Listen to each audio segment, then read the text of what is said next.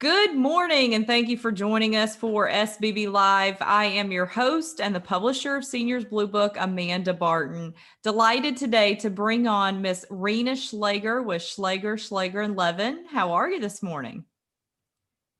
I'm doing great. I'm very glad 2020 is behind us and hoping 2021 has healthier and happier times worldwide. Yeah.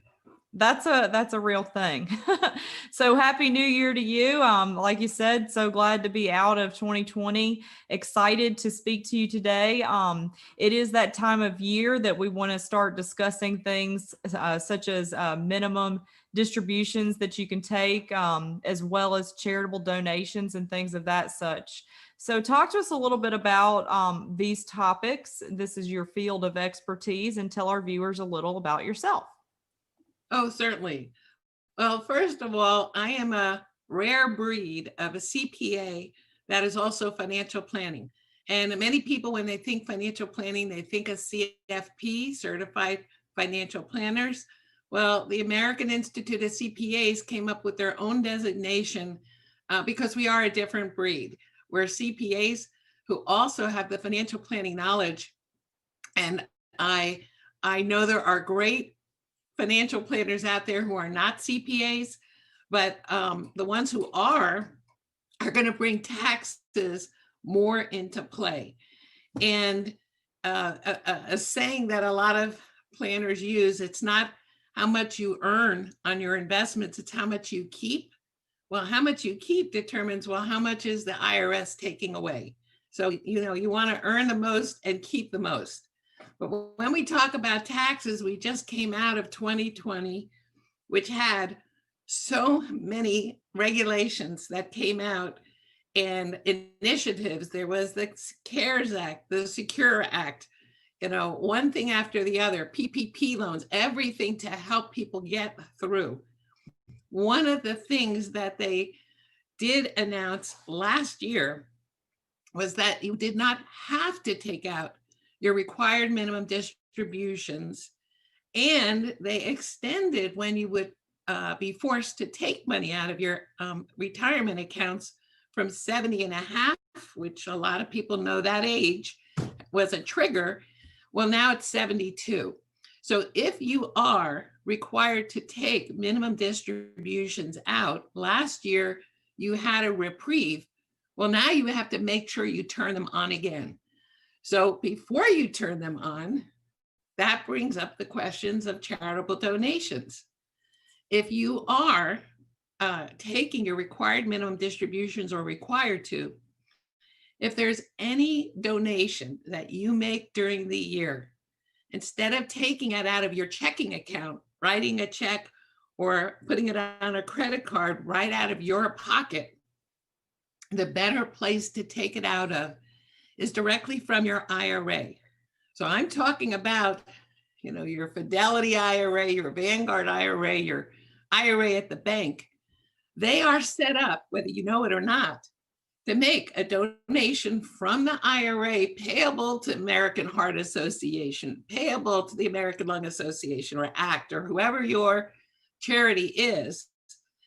And they will, what I usually suggest is they make it payable to the charity, but send the check to your home. Number one, you see the check, and then you can wrap it in a very nice letter that you send, and it's very clear who that charitable gift is from. Some of the investment houses might put American Heart Association and have your account number or something on the bottom memo. American Heart Association's not going to know, who's making that gift. So by making it payable to you, but coming to you, and then you can turn around and also tell the agency not only that it's from you, but maybe you want it to go for a particular cause in that agency. So charitable rollovers is what it's called. It's money coming out of your IRA that normally is taxable, and now it's not. If you remember a couple of years back, the IRS changed the standard deduction and made it higher. So a lot of people don't itemize. So they don't get charitable deductions in the first place. So for people who are over 70 or now over 72, if you have an IRA distribution, that's really the only way you can get that, kind of like a charitable deduction by taking it out of your IRA. One other thing I'd mention, and I'm not sure exactly the status as of today in the new year, they're talking about adding a charitable deduction line on the front page of your return. Oh, wow. So that even if you don't itemize, you can take that charitable deduction. If they do that, that will help charities immensely because, some people are charitable first, and then it's about the tax savings. And some people really only gave because they got the tax benefit. And so the charities, especially in the pandemic, when so many people, were out of work and maybe didn't donate like they did in the past, now you can get your tax deduction. But as of today, I don't know if that's finalized. Okay. Well, we are getting ready for tax season. So talk to us about how we can maybe get more organized and ready for that. Okay. So we're at the beginning of the year, and there are some things that are required to be sent to you by January 31st. And there are other things that are required to go to you by the end of February. And then there's other things that even if you get them, they send it to you because they're required to, but then they come in 2 months later with the corrected version. And the last thing you want is to have a tax preparer do your tax return and then come in a month later and say, they changed this number, and then you may have a fee for them to file an amended return. So you know who you are. If you in the past know you've gotten corrected brokerage statements because in order to make the deadline, they send out one that they know is wrong, and then they follow up, just don't rush to get your taxes prepared. But I did mention that the standard deduction is higher. For most people, there are many people who used to need a professional preparer, and now they really have a simple return. If you don't itemize, if you don't have complicated transactions, you may be a candidate where you never thought you would be of just going to the library volunteers. And that would be something that I would look into if you have really a simple return. I would rather see you go to that volunteer than just do it yourself. Let the volunteer do it and then check it over yourself and make sure the numbers make sense, because the volunteers are just that. And, they may not do 100%, but between you and them combined, you could get a sufficient result. What I normally tell people to do is take one big envelope, one box, something, wherever you normally get your mail, and put it down, mark it tax, and as soon as you open the mail and it says tax document, drop it in, and then, collect them all and get it together, and then sit down maybe the end of February, beginning of March, and start going through it all and getting your ducks in order. Over the last 4 years, every single year, the tax return form has changed. I think it was 18 that was the last year where we had the form that had been used for ages. And page 1 at the bottom was adjusted gross income, and page 2 at the top was adjusted gross income. Then came the year with the promise of a postcard type of tax return. And what ended up happening was too little squashed on 2 half pages. And then there were so many new schedules that you couldn't really tell what was going on the first 2 pages. They cleaned that up a little the next year, and here we are. We're going to be doing 2020 taxes. So we'll see what that new tax form looks like. And, if you are preparing it yourself, if you think in terms of each of the line items, then you know what you need to collect.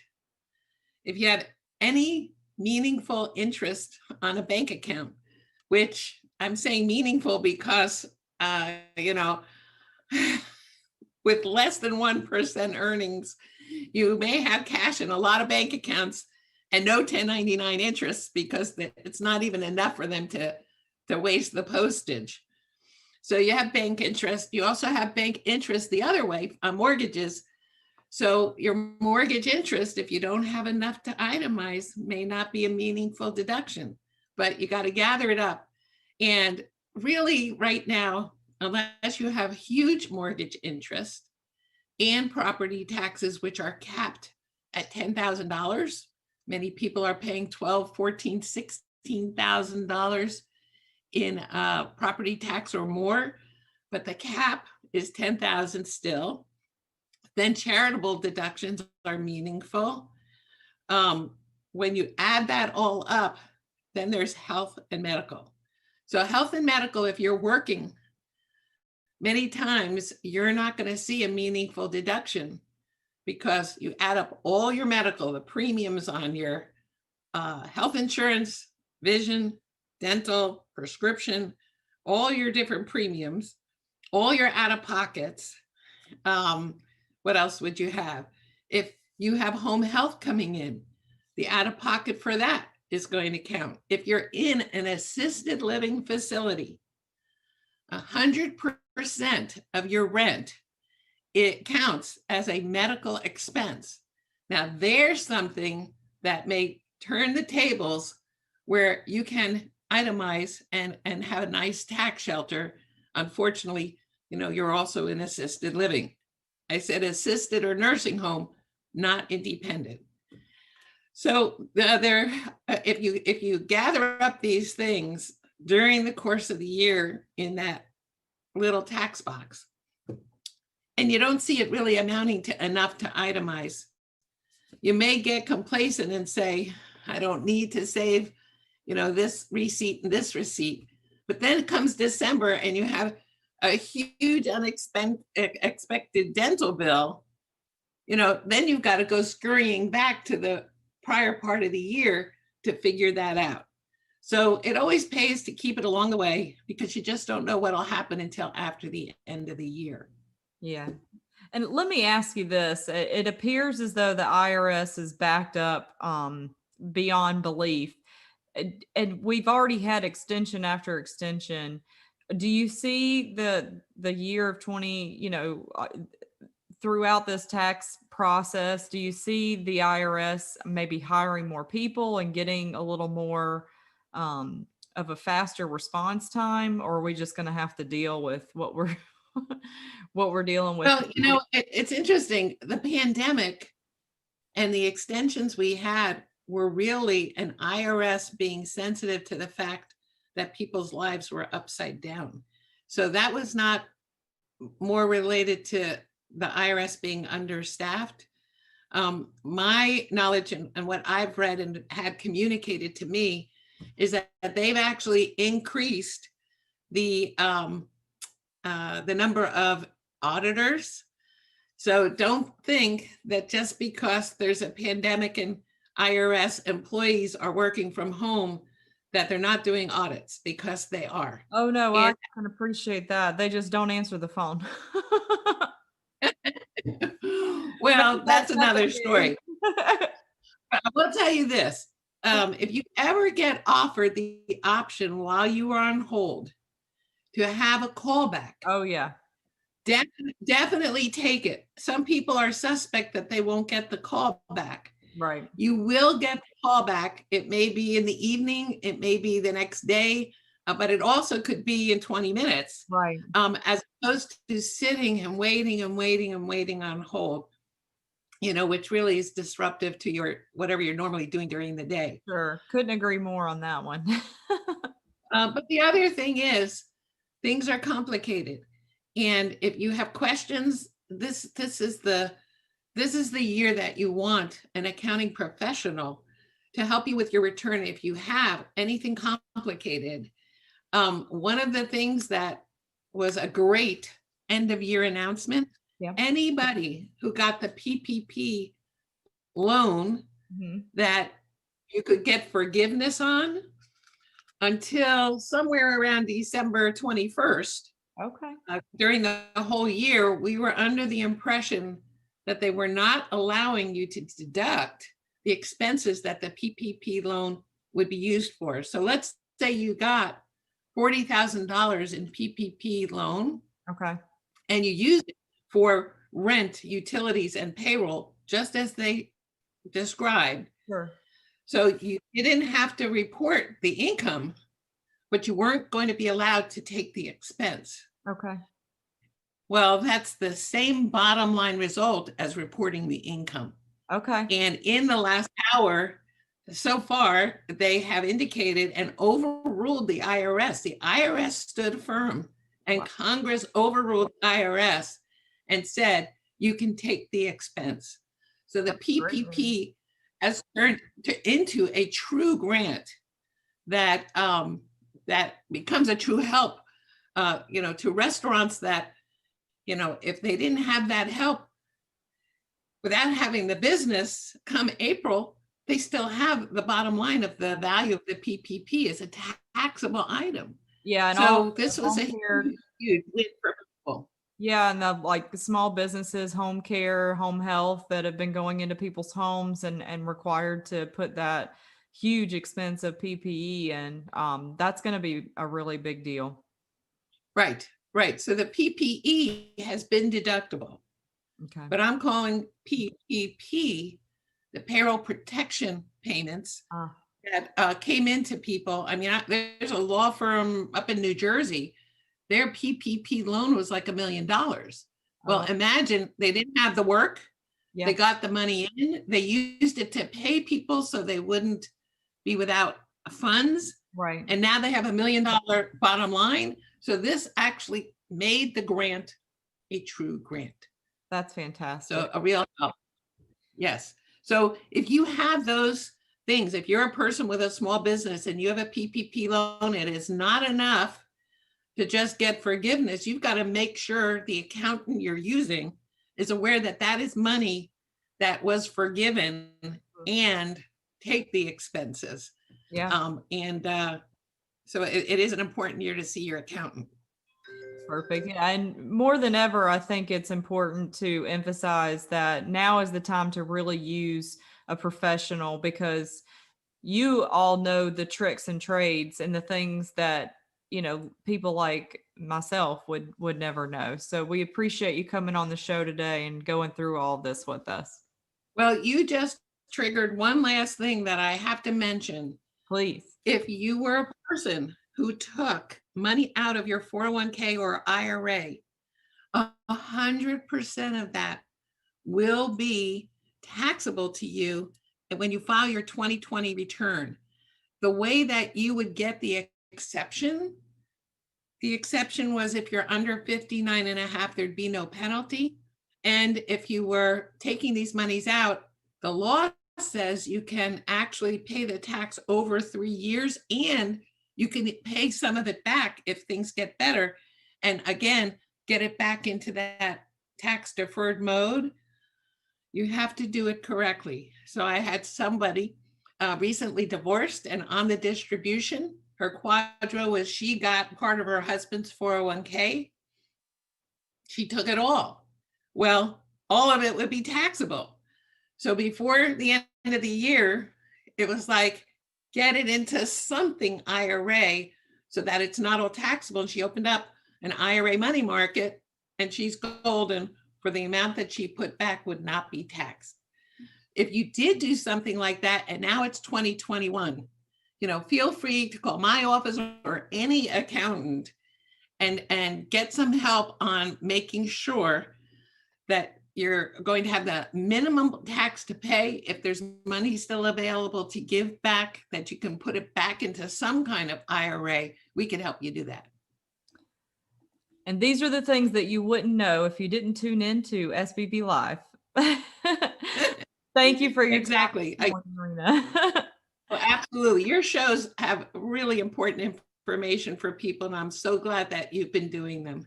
Oh, thank you so much. I appreciate it. And I appreciate your time this morning and your partnership, and happy new year. And thanks again for coming on. Absolutely.